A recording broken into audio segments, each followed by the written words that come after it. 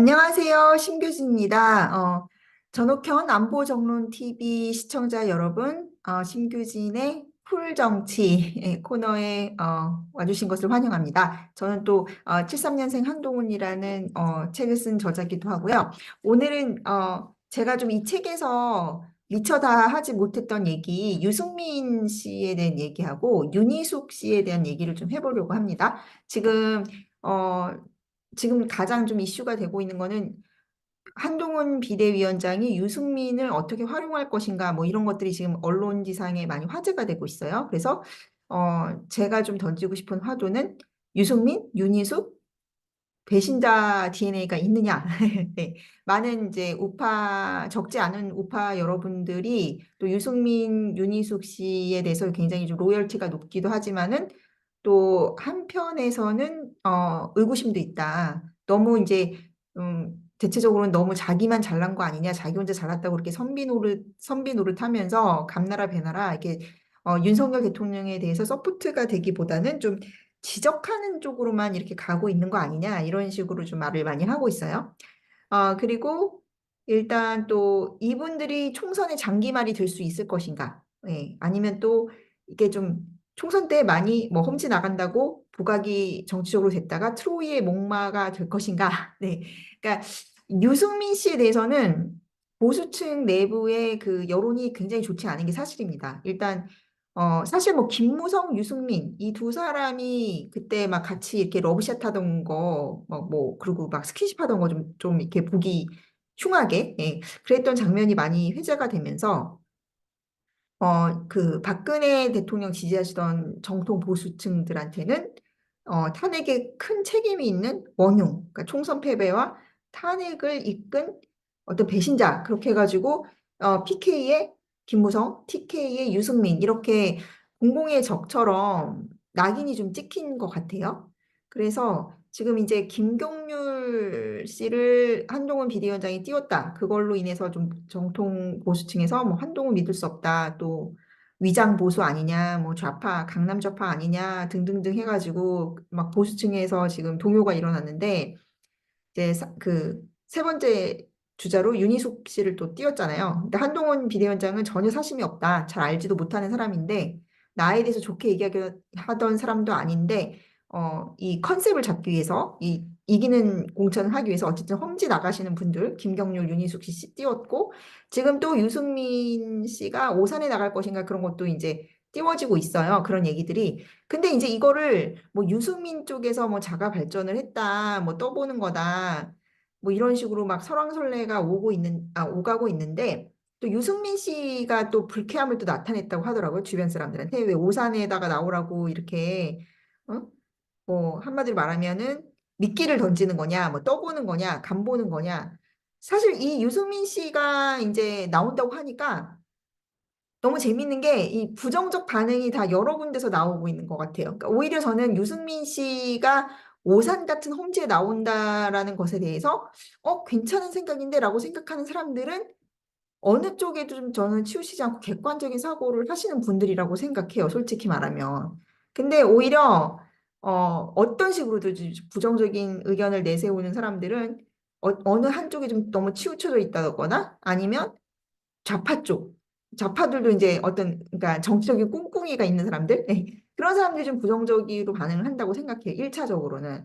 그러니까 저는 솔직히 말하면 우려는 되게 많이 되는데, 일단 저는 유승민 씨 뭐 비례로 나온다 아니면 뭐 선대위원장을 한다 종로 얘기도 있었고요. 그러니까 저는 그런 거는 저는 택도 없다고 생각합니다. 유승민 씨가 만약에 진짜 찐찐찐 험지에 나와서 뭔가 이렇게 자기가 되지는 못하더라도 이 뭐 경기 남부나 그쪽에서 뭔가 이렇게 언론의 주목을 끌 수 있는 뭐 그런 식으로 당에 헌신할 수 있는 그런 거라면 윈윈이 되겠지만은 뭐 굉장히 뭐 거물급이 가는 종로라든지 아무튼 좀 해볼 만한 데 가가지고 뭘 좀 정치적인 재기를 모색하겠다. 그런 거는 솔직히 저는 좀 말이 안 된다고 생각을 해요, 일단. 근데 유승민 씨가 제가 봤을 때는 어쨌든 오산 같은 데 나와가지고 뭐 좀 이렇게 중도층한테 어필하고 그쪽 지역에 있어서의 그러니까 자기가 되진 못하더라도 그쪽 벨트 있잖아요. 남부권 벨트, 뭐 화성이니 뭐 수원이니 이쪽 역타 지역으로 가서 언론의 주목도를 끌 수 있으면 저는 그게 나쁠 건 없다고 생각해요, 당연히. 근데 지금 그거에 대해서 유승민 절대 안 돼라고 말하는 사람들은 좀 몇 가지 부류가 있는데, 첫째는 이제 좌파들이 싫어해요. 좌파들이 벌써부터 위기감을 느끼는 거죠. 그리고 신당 세력도 싫어하겠죠. 그러니까 유승민이 어쨌든 간에 협조적으로 나오면은 신당의 입지나 정치적인 공간을 줄어드는 겁니다. 그리고 일단 그 유승민이 어찌됐건은 좌파들한테는 이미지가 좋은 사람이기 때문에 뭐 맨날 저기 분당을 내부에서 치니까 좋아했었잖아요. 근데 이제 협조적으로 나간다고 하면은 그러니까 이런 효과가 있는 거예요. 이게 유승민이 사실상 이 진영 내에서 반윤을 담당했었기 때문에 어쨌든 좀 이 한동훈 비대위 체제에 좀 이렇게 협조적으로 나온다 그러면은 이 두 표의 효과가 있는 것 같은 느낌이 드는 거예요. 이렇게 반대쪽에 있던 사람이 이렇게 오는 것 같은. 그래서 좀 더 뇌연 확장이 되는 효과가 있기 때문에 신당도 싫어하고 좌파들도 싫어하고, 그래서 좌파 패널들 나와가지고 유승민이 그런 급이 아닌데 그런 대접을 받을 리가 없다, 막 이런 식으로 하면서 이간질을 또 하는 거죠, 나름대로의. 그리고 이제 찐윤 쪽에서도 되게 별로 안 좋아하는 것 같아요. 지금 이제 보면 오히려 그거에 대해서 좋게 생각하는, 좋게 얘기하는 쪽은 뭐 돌직구 패널들 있잖아요. 그러니까 김영주 씨 같은 사람들. 그리고 약간 돌직구 패널 중에 또 그 박근혜 정부 때 대변인인가 뭐 하시던 분이 또 나와서 아, 유승민이 나온다고 하면은 되게 좋은 효과가 있다, 이제 이런 식으로 얘기하시는데, 그분들은 약간 어떤 라인이라든가 뭐 친윤이라든지 뭐 그런 게 아니신 분들이죠. 그러니까 그런 분들은 좀 평론가적인 입장에서는 유승민 나오면은 특히 험지 간다 그러면은 뭐 좌파나 중도 보수까지 좀 이렇게 호감도가 있어. 그리고 셀럽이기 때문에 어느 정도 이 국민의힘이 붐업될 수 있는 효과가 있어. 뭐 이런 식으로 얘기하시는데, 아예 또 이제 좀 친윤적인 패널이라든지 아니면 아예 정통 보수층이라든지 그런 분들은 유승민 절대 안 된다. 뭐 험지 가서 이렇게 스포트라이트 받고 유승민이 어떤 식의 정치적인 지분을 갖고 있는 것도 절대 안 된다. 이제 약간 친윤이나 정통 보수나 예전 박근혜 대통령 지지하시던 분들은 아주 뜨악하시는 거예요. 어, 그래서 여러 가지 각도에서 볼 수 있는데, 사실 뭐 한동훈 비대위원장 입장에서도 유승민은 조금 거물이고, 그래서 그리고 또 반윤적인 사람이었기 때문에 어떤 식으로든 활용한다는 게 굉장히 껄끄럽죠. 그리고 이제 유승민도 유승민 나름대로의 자기가 원하는 그런 위상이 있는데 자존심도 되게 센 사람이잖아요. 그러니까 뭐 오산 같은 데 가가지고 불살러라 그러면 또 별로 내키지 않을 거예요, 절대. 그리고 유승민이 왜 그 바른미래당 하고 어쩌고 하면서도 실망을 많이 이뤘냐면은, 그때도 계속 선거 나오라고 했었는데 그 오세훈 씨 같은 경우는 선거 계속 나와서 떨어졌었잖아요. 그 서울시장 자기가 그렇게 무슨 도박하듯이 해가지고 내팽개치고 나서 광진 가가지고 어쨌든 고민정이랑도 붙어가지고 떨어지고 조롱도 많이 받고, 그러니까 그리고 당대표도 좀 나갔었는데 떨어져가지고 또 오세회 사고 그랬잖아요. 그러니까 기억하실지 모르겠지만 황교안이랑 붙어가지고 지고 당대표 지고, 그러니까 오세훈 시장은 어쨌든 꾸준히 어 그런 실패를 하더라도 또 좀 면이 깎이고 하더라도 계속 나왔었어요. 그래서 이제 보수 지지층들한테 뭔가 신뢰를, 스킨십을 계속 했다는 거죠. 그리고 예전에 서울시장 때도 저는, 서울시장 선거 때도 원래 오세훈 시장이 자기가 서울시장 그때는 다 안 될 거라고 생각했잖아요. 서울시장 보궐선거 때 나서는 사람이 없었단 말이에요. 근데 처음에 나섰던 게 안철수 씨가 먼저 나섰죠. 자기 서울시장 나가겠다고 보궐선거. 그러면서 이게 막 뜨거워지면서 이제 그때 또 윤석열 그 검찰총장이 이제 조국 수사를 하면서 그때부터 좀 보수가 살아나기 시작하는 분위기가 됐었고, 결정적으로는 그 LH 사태가 터지면서 완전히 이제 민주당 정권이 완전 싸그리 망하지 않았습니까, 그때? 그래서 그때도 이제 김종인 씨가 그때 비대위를 하고 있었잖아요. 황교안 나가고 나서. 근데 김종인이 되게 오세훈 시장은 시장 나갈 생각이 없었는데 대권을 생각하고 있었는데 나오라고 막 그렇게 얘기를 해가지고 안철수랑 붙여가지고 단일화 했었잖아요, 그때. 원래는 안철수가 되게 높게 나왔었는데 결국에는 이 보수층 지지자들이 어쨌든 국힘 당적 달고 있는 오세훈으로 결집을 했다는 거죠. 그러니까 이 당에 대한 헌신이라던가 이 주류 진영에 속했다라는 것은 무시 못하는 그 힘이고, 오세훈 시장은 약간 중도 친화적인 면도 있으면서도 또 이렇게 제가 토론회나 그런 거를 보면은 그래도 이렇게 선을 넘는 그런 식의 해당 행위나 그런 튀는 발언 하지 않고 좀 중도적인 자기 이미지를 좀 유지하면서도 어쨌든 간에 어쨌든 간에 막 그렇게 선을 넘지 않고 이렇게 진영에도 약간 자기가 많이 좀 헌신하는 모습을 보였고 그때 박영선 씨랑 이렇게 토론에 붙었을 때도 보면은 그때 막 그 정광훈 목사 집회 갔다고 막 그렇게 비난을 좀 했었어요. 그런데 정광훈 목사님 그 집회를 저쪽 좌파에서는 굉장히 뭐 구구다 뭐다 하면서 마녀 사냥하고 낙인 찍는 그런 게 있잖아요. 그래서 일부 보수 그런 것에 대해서 이제 아스팔트 보수분들이나 정통 보수분들도 굉장히 좀 피의식이 있고 이 보수 내에서도 자기들을 너무 이렇게 무시하고 별로 그렇게 중시하게 보지 않는다. 자기들이 나와서 싸우는 건 다 싸우는데 저 국회의원들이 우리를 무시한다. 뭐 이런 식의 이제 주류 정치에 대한 반감이 많이 있으신데 그때 오세훈 시장 그 후보 토론회 할 때 오세훈 씨가 딱 되게 굉장히 소신 있게 얘기하더라고요.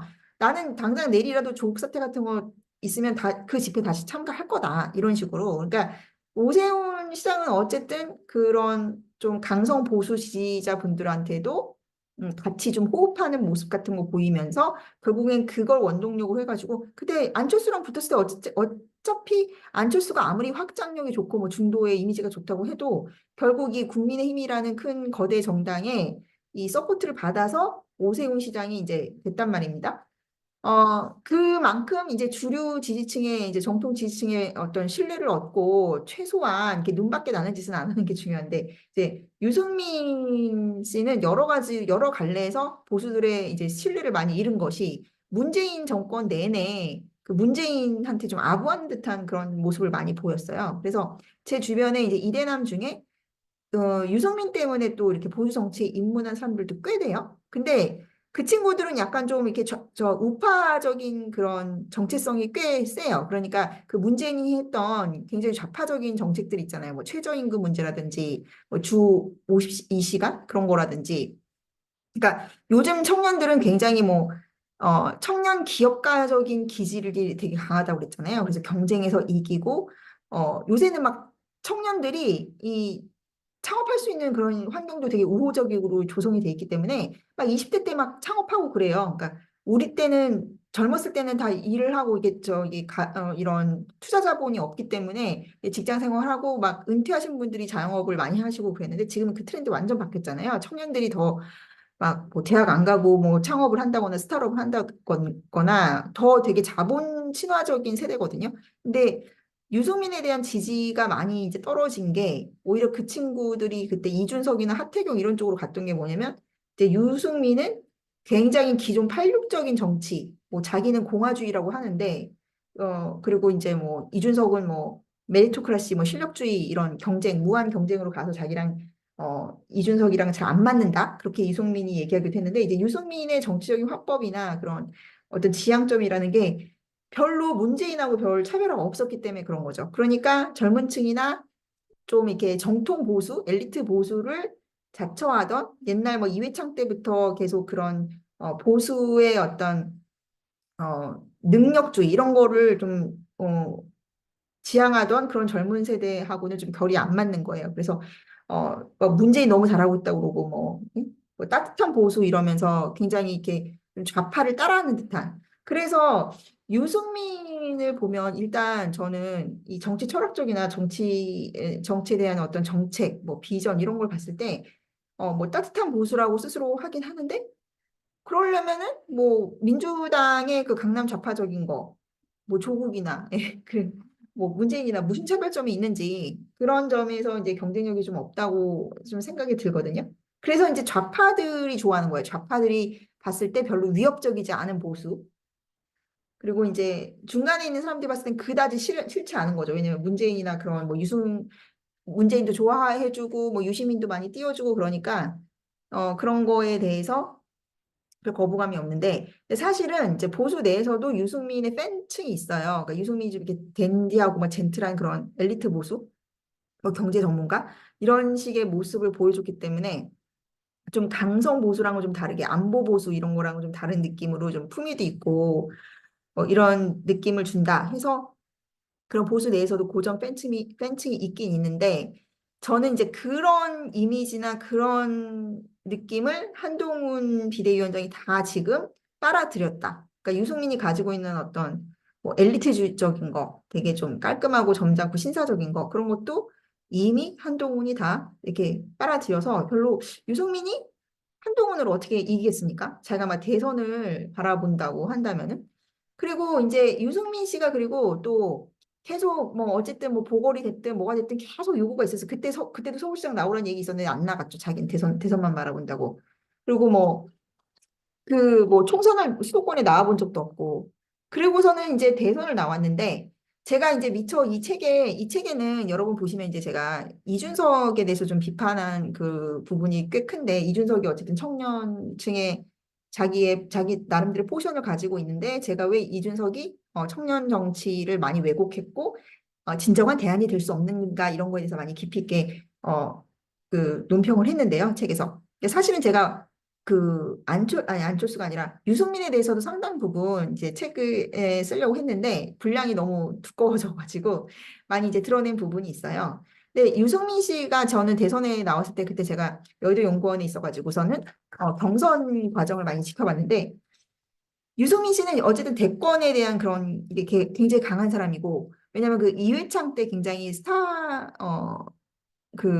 정치인으로 이렇게 많이 떴었거든요. 그러니까 이회창 퀴즈로 시작을 해가지고 그때 이제 유시민하고 막 백분 토론 이런 데 나가면서 또 합리적인 보수 막 이래가지고 똑똑한 보수 토론 같은 거 잘하고 이런 식으로 각광을 많이 받았고 대권 주자로 부상이 됐었죠. 근데 이회창이라는 사람이 그 대통령이 되지 못했잖아요. 예. 그리고 나서 이제 이명박, 박근혜 이런 체제로 계속 가면서 이분은 계속 예, 그 후로는 이회창이 정치에서 은퇴하고 나서는 계속 비주류로 예, 머무른 거예요. 그러니까 뭐냐면 이런 거죠. 연습생으로 먼저 픽업이 돼가지고 계속 트레이닝 받았는데 센터는 하지 못하고 데뷔는 하지 못하고 계속 불만이 누적된 누적된 꼰대 꼰대 기득권 텃세 부리는 그런 사람이 돼가지고 계속 이제 이명박을 이제 이분이 이제 친박이 된 이유가 이명박 정권 때 친박이 된 거예요. 또 이명박 때 이명박의 그 주류 라인에 들어가지 못하니까 자연스럽게 비주류 친박이 됐다가 또 박근혜 대통령이 되고 나니까 또 최경환이나 뭐 그런 사람들한테 밀려가지고 문고리 권력에 밀려서 자기가 이렇게 또 비주류를 밀려나니까 이제 배신자가 돼버린 그런 성향의 사람이라고 생각하고요. 그리고 이제 이분이 근데 이회창 때부터 정치를 오래 했기 때문에 그 굉장히 이제 이분에 대해서 높게 평가하시는 분들이 있어요. 그러니까 어쨌든 이분은 이제 판도 넓게 볼 줄 알고 자기 뭐 포지셔닝도 잘 할 줄 알고 이렇게 주고받는 거래도 할 줄 알고 또 황교안이랑 이렇게 당 합쳤을 때는 자기 당직자들이나 뭐 자기 식솔들 좀 잘 챙겨달라고 그러고 자기 불출마하고 막 이랬잖아요. 그러니까 지금 이번에도 보면은 이준석을 따라 나가지 않고 당에 남은 것도 뭐 나름대로는 적절한 수였죠. 뭐 어차피 이분이 굉장히 자존심도 센데 뭐 이준석 밑에 들어가서 들러리 할 일 있습니까?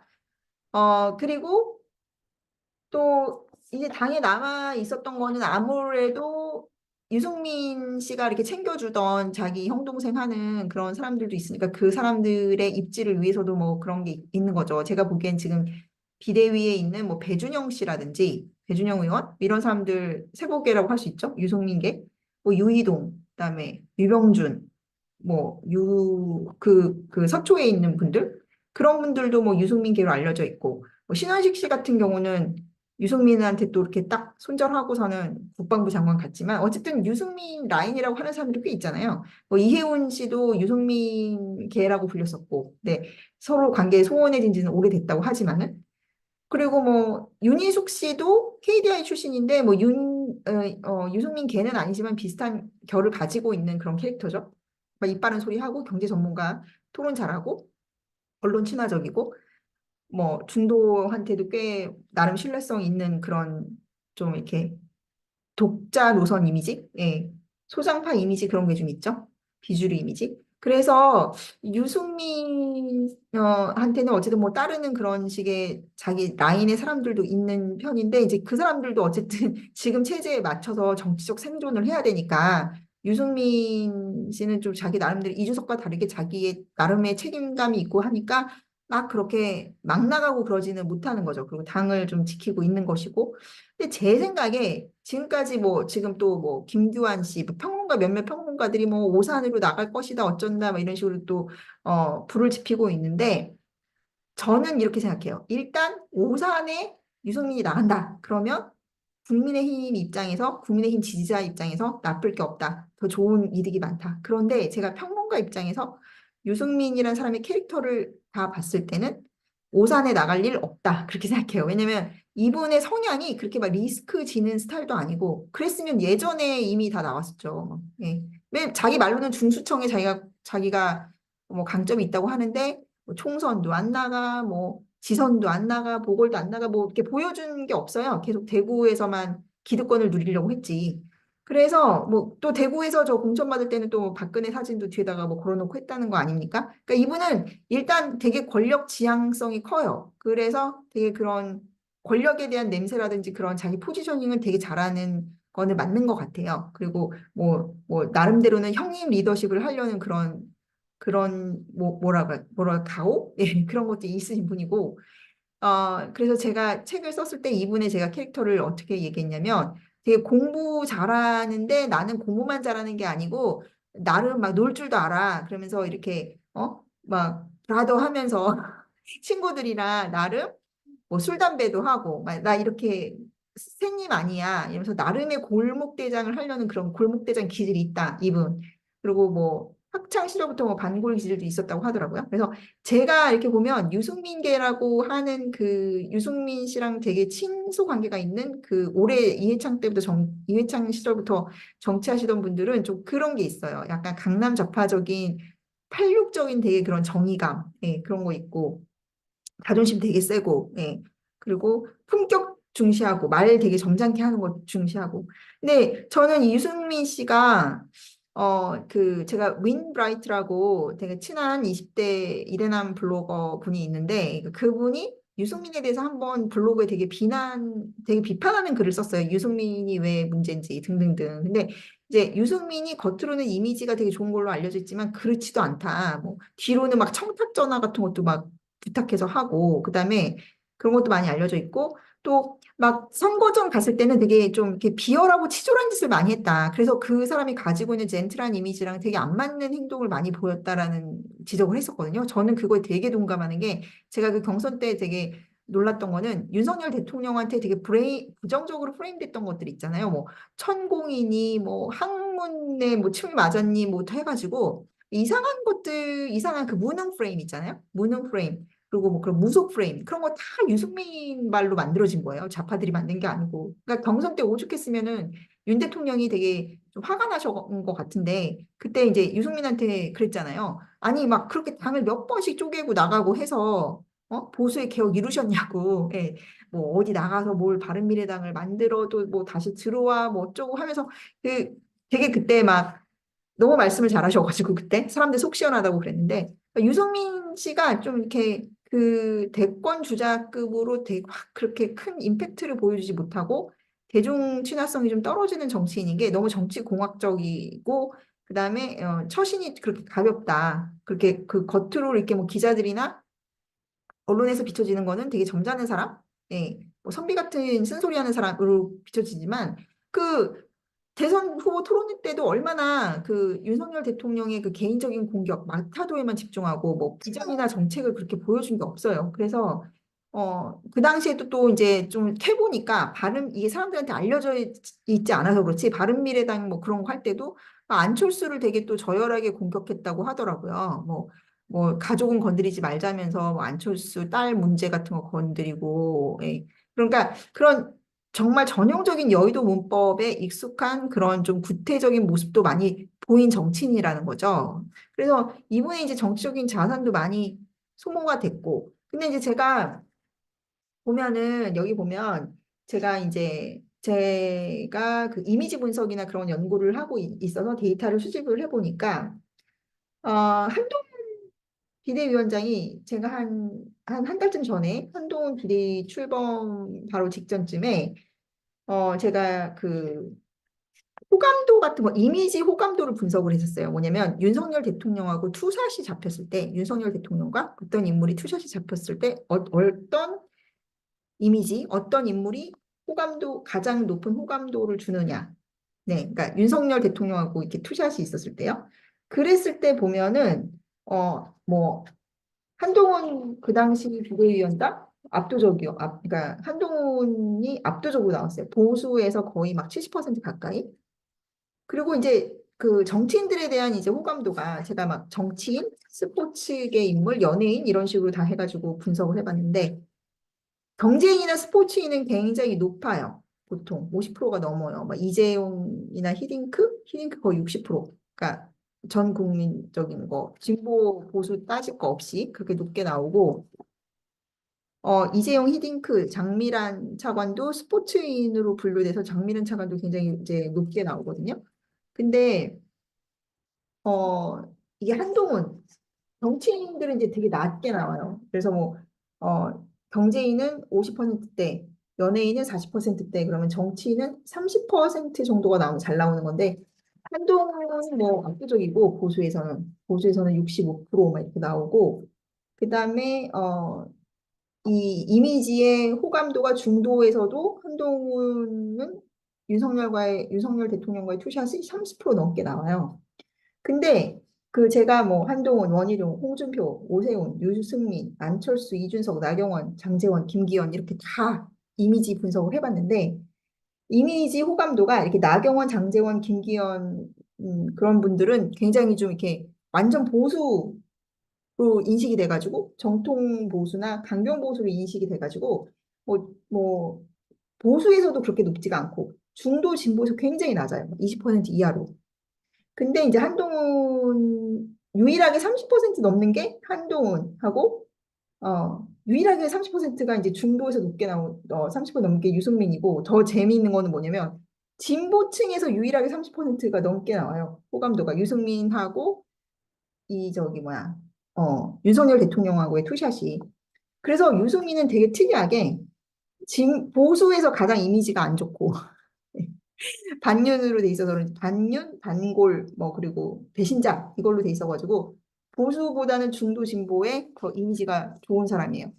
그래서 저는 이제 유승민 본인한테도 뭐 오산 같은 데 나가가지고 이제 이 사람 자체가 뭐 어쨌든 중도 진보 쪽에 소구력이 있으니까 정말 좀 확인을 해봐라. 얼마나 자기의 그 중수청에 그 실력이 있는지 뭐 그런 거 플러스 뭐 또 보수에서도 한번 헌신하는 모습을 보여주면 새롭게 자기의 어떤 배신자 이미지를 희석할 수도 있는데 평론가적인 입장으로 봤을 때는 유승민 씨는 그렇게 자기 손해볼 짓을 하는 사람이 아니다. 지금까지 정치를 하는 걸 봤을 때는 항상 거래의 정치를 하고 자기의 어떤 급이나 그런 자존심을 먼저 우선하고 그렇기 때문에 이 당을 위해서 자기가 헌신해서 오산 같은 그런 험지에 가서 자기를 불사르는 투지나 희생 정신을 보여줄까? 저는 그렇지 않을 거라고 생각하고 그런 면이 부족하고 되게 정치공학적이고 그냥 이렇게 뭐야 언론 친화적인 모습으로 이렇게 젠틀한 모습, 겉모습에만 신경을 썼으니까 그런 대중 친화성이 굉장히 떨어져가지고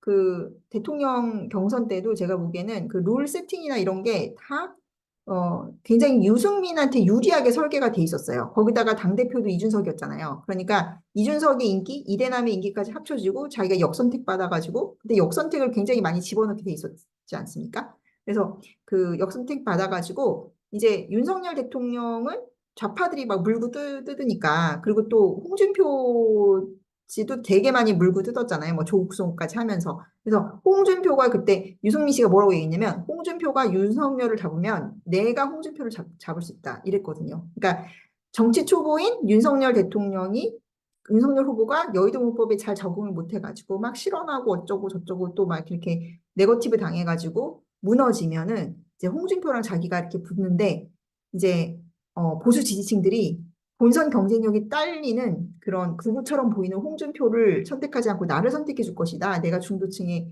이미지가 좋으니까 이제 그런 식으로 자기 나름으로는 내가 대권을 잡을 수 있다라고 좀 착각을 했던 것 같아요. 근데 그 시나리오가 이제 무너지니까 막 감정 절제를 못 해가지고 정책이나 이런 얘기는 하진 않고 계속 윤석열 후보를 괴롭히는 식으로만 토론 전략을 짜가지고 망했다. 저는 그렇게 생각이 들거든요. 근데 그리고 나서 자기가 또 경기지사 저는 윤석열 대통령하고 유승민이 되게 틀어진 게 경기지사 나가가지고서는 경기지사 나갔을 때 그 김은혜 후보를 자객 공천했다고 해가지고 막 또 무슨 뭐 바보처럼 또 졌습니다 막 이러면서 감정 제어도 못하고 이 보수층에 굉장한 실망을 안겼는데 그 자업자득이라고 저는 생각합니다. 너무 그 대통령 후보 그 붙었을 때 대통령 경선 당시에 뭐 홍준표 씨도 마찬가지고 유승민 후보도 마찬가지고 너무 좀 비열했다고 저는 생각해요. 너무 자기들이 정치 기득권이고 자기가 정치 오래 했는데 뜬금없이 이런 어 저쪽 민주 엔터에서 트레이닝 받은 윤석열 대통령이 딱 나타나가지고 막 주목받고 예, 그리고 이제 코어 핵심 지지층을 탁 그냥 잡아가면서 대권을 잡으니까 그 질투심을 너무 감추지 못했다라고 생각을 하고 너무 무리한 공격을 많이 했어요. 저열하게. 그랬으면은 자기가 그러면 뭐 그거에 대해서 사과를 하던가 그런 것도 없이 그냥 지선 때 경기사 하겠다고 나오니까 저는 그게 자업자득이라고 생각하고 그리고 자기가 만약에 실력이 있었으면은 김은혜 수석 정도는 그럼 자기가 이겼어야죠. 자기 대권 주자였는데 자기가 지금 보수층들한테 지지를 얻지 못해가지고 그런 거 아닙니까? 그러니까 그것도 말이 안 되는 게 보수들한테 지지를 못 받고 있는데 과연 본선 가서 이길 수 있었을까요? 김동연한테? 저는 안 될 거라고 생각하거든요. 안 그래도 거기가 민주당 텃밭인데 민주당 사람들은 열렬히 김동연을 지지하는데 이렇게 지금 설사 뭐 김은혜 수세고 김은혜 의원을 그 당시에 이기고서는 경선 이겨서 나간다고 한들 본선 나간다고 한들 보수들이 찍어주겠냐고요. 그러니까 이분의 착각은 자꾸 뭐 자기 이미지 관리하면서 중도 확장성 하면서 문제는 자꾸 그 절대 다수의 보수를 지지하는 대중들을 굉장히 무시하는 오만함을 보였다라고 저는 생각해요. 집도키가 뭐 그냥 거저가는 건가요? 그만큼 헌신하고 노력하는 모습을 보였을 때 지지층들이 밀어주는 거지. 괘씸해서도 안 밀어주는 거죠. 그러니까 자꾸 자기는 유승민은 자기가 당을 지키겠다, 뭐 당을 지켜왔다. 자기가 이제 이거죠, 막 마치 그런 거죠. 내가 여기 적자인데 왜 날 안 알아줘? 내가 이회창 때부터 계속 이 당의 원조인데 왜 나를 안 알아주냐? 이러면서 자꾸 오만한 모습만 보이고 자기를 지지해주지 않은 정통 보수층에 대해서 그런 혐오감을 드러내기 때문에 절대로 큰 거물급으로 이렇게 부상할 수가 없다고 저는 생각하고 굉장히 좀 대중적인 매력도 약하고요. 그래서 얘기하다 보니까 유승민 씨에 대해서 되게 부정적인 얘기를 많이 하게 됐는데 어쨌든 제가 봤을 때는 이분이 뭐 장기 말로써 자기를 불태우겠다 하면은 소용 가치는 있지만은 그게 아니라 그냥 지금처럼 이렇게 자기는 몸보신하고 있다가 또 기회를 봐가지고 또 나를 이렇게 대접해주면 나가겠다 그러면은 이분의 정치적인 미래는 굉장히 어둡다라고 생각을 합니다.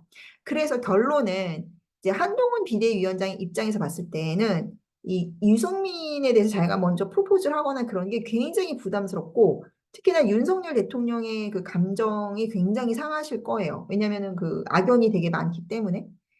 그러니까 저는 일단은 근데 윤석열 대통령 입장과 유승민의 입장을 봤을 때 그냥 한 번씩 주고받았다. 어쨌든 경기지사 때 한판 승부를 했잖아요. 근데 이제 문제는 또 이분이 저는 굉장히 꽁생원 같다고 생각이 드는 게 유승민 씨가 그것도 이제 자기가 그러면 실력으로 해가지고 졌으면 쿨하게 인정을 해야 되는데 뭐 바보처럼 또 졌습니다. 또 이러다가.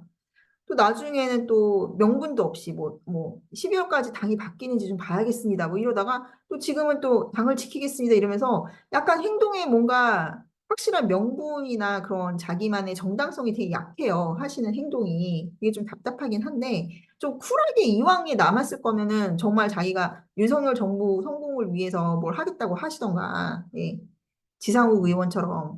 그래서 약간 그런 점이 조금 많이 아쉬워요. 근데 이게 그래서 윤석열 대통령이나 이 유승민 씨 쪽에서의 그런 감정적인 앙금이 지금 남아있는 상황에서 이것이야말로 어설프게 지금 어정쩡하게 있는 상황이기 때문에 한동훈 비대위원장이 중간에서 뭘 중재를 한다거나 뭘 이니셔티브를 갖고 유승민 의원을 활용하기가 저는 굉장히 껄끄러울 것이다.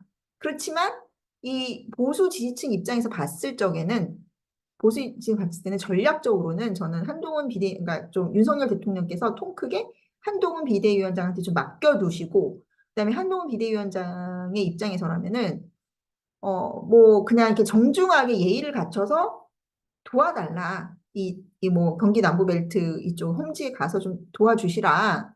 뭐 이런 식으로 뭐 제스처가 됐든 뭐가 됐든 그런 식의 거를 프로포즈를 하면은 정치 효과는 되게 클 것 같은 게 어쨌든 이준석도 당에서 좀 크차낸 게 아니라 자기가 제 발로 걸어 나갔잖아요. 예, 그런 것들이 이제 동정 유발을 많이 억제하는 거거든요. 근데 그리고 또 거기 가가지고 또 이대남적인 것만 하고 있으니까 이제 일반적인 보수들은 이제 이준석에 대해서는 뭐가 뭐 그런 게 없는 거예요. 약간 부채감이라든가 뭐 좀 안쓰럽다 이런 느낌이 없어지는 거죠. 그러니까 저는 유승민 씨를 대하는 것도 한동훈 비대위원장이 유승민 씨한테 좀 되게 정중한 예를 갖추고 좀 도와달라 당이 어려우니까 뭐 그런 식으로 얘기를 했는데도 불구하고 유승민이 안 받았다. 그러면은 그건 유승민의 책임인 거고 오히려 그 그림 자체 있잖아요. 그러니까 한동훈 비대위원장이 이렇게 정치 선배로서 정치 원로로서 되게 예우를 하고 뭐 그런 모습이 이 보수 지지층들이나 중도층에게는 우호적으로 보일 수가 있다. 우호적인 이벤트로 보일 수 있다. 저는 그렇게 생각을 해요. 근데 그것에 대해서 어느 정도 뭐 용산에서 그거 정도는 좀 정치 공간을 좀 줘야 되지 않나 저는 그렇게 생각을 하는 거죠. 그리고 지금 보면은 유승민 씨가 자기가 쫄려가지고 그 리스크를 회피하려는 그런 성향이 강하기 때문에 아마 오산 가는 거 자기가 안 할 거예요, 아마. 근데 그러니까 제 말은 뭐 받으면 좋은 거고 도움이 되는 거고 안 받아도 나쁠 거 없는 거고 이 비대위나 당 측에서는 그래서 저는 그런 식으로 유승민을 활용할 수 있지 않을까 생각이 됩니다. 네. 그리고 뭐 그래서 진짜 만약에 유승민이 오산에 나가가지고 이겼다, 예, 총선 이겼다. 그러면 그 완전 대박인 거고 국민의힘에도 나쁠 게 없어요. 만약에 그 정도까지 국민의힘이 이겼다 그러면은 유승민 씨하고는 비교가 될 수 없이 모든 사람들의 위상이 높아질 것이고 뭐 한동훈 비대위원장도 마찬가지 제일 먼저 그런 승리에 예, 공신이 될 것이고 뭐 윤석열 대통령도 굉장한 성공이 될 것이기 때문에 유승민이 성공을 해도 그것 때문에 유승민만 이렇게 딱 올라가고 뭐 윤석열 대통령이나 그로 인해서 뭐 한동훈 비대위원장의 입지가 좁아질 일은 없는 거거든요. 사실 그런 걸 따져보면은. 저는 어쨌든 정치 공학적으로나 정치 효과적인 측면에서 보면 어, 한동훈 비대위원장이 뭔가 주도적으로 유승민을 좀 예우하면서 도와달라고 낮추면서 하는 그림을 보여주면 좋다. 당에 좋다. 그렇지만 유승민 씨의 지금까지 행보로 봤을 때는 그렇게 큰 대인배적인 그런 풍모가 보이지 않기 때문에 그리고 만약에 그런 거를 가진 분이셨으면은 그렇게 대선 때도 망하고 저 경기지사 때도 망했을 리가 없기 때문에 그럴 가능성은 희박하지만 그분이 그거를 받아들이지 않더라도 그렇게 트라이 해볼 그런 것은 그 가치나 효과는 굉장히 크다. 저는 그렇게 결론을 내리겠습니다. 네, 그럼 이렇게 들어주셔서 감사하고요. 또 다음 방송에서 뵙겠습니다.